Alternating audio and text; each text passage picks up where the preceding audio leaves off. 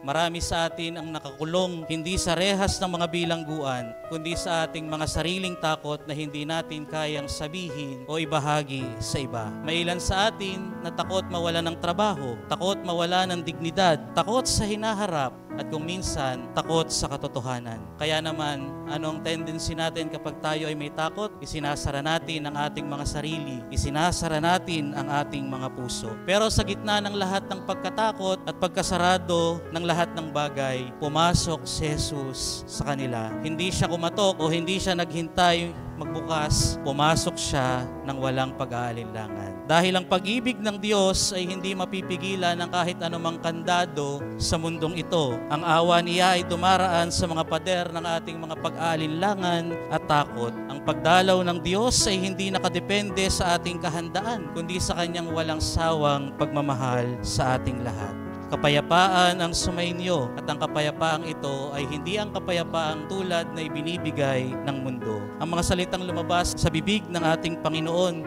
ay hindi salita ng panunumbat sa kanyang mga alagad, kundi salita ng kapayapaan. Hindi niya tinanong ang kanyang mga alagad, bakit ninyo ako iniwan? O kung nasaan kayo nung ako ay pinako? Sa halip, ang ibinigay niya sa kanila ay ang kanyang habilin, ang kapayapaang galing sa langit.